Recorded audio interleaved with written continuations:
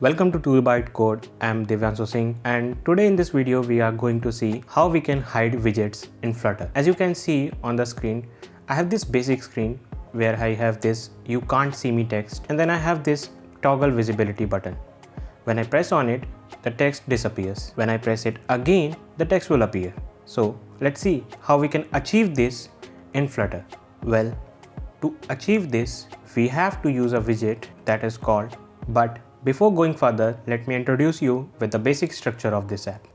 First of all, we have this app bar, then we have this body, inside it we have center, then we have this text widget, the sized box, the elevated button, and inside this we have different properties. Now, to make it visible and invisible, we have to use a widget called visibility. This widget provides us with a parameter called visible. Actually, it is not is visible, it is visible. So, as you can see, when I provide the true value, the text is still on the screen. But what if I change it to false? Now, as you can see, the text has disappeared. But I want to make it dynamic. For that, I will use this elevated button. So, to make it dynamic, I need to define a Boolean variable, which I am going to define on the very top here as Boolean is hidden is equals to true. The default value is true. Now here I will provide is hidden in the visible parameter.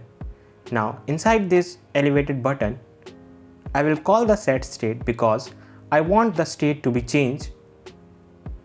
And inside this I will write is hidden is equals to is not is hidden. This simply toggles the Boolean variable. Now I have to restart the application. Since the application has restarted, if I click on the toggle visibility button, you can see the text is hidden. Well, here I have given set state to change the widget tree every time the Boolean variable is changing. It is basically managing the state, otherwise you won't see the changes. So use it well. So this was it for this video. I hope you liked this video, and if you did, please leave a like and subscribe to 2 Byte Code.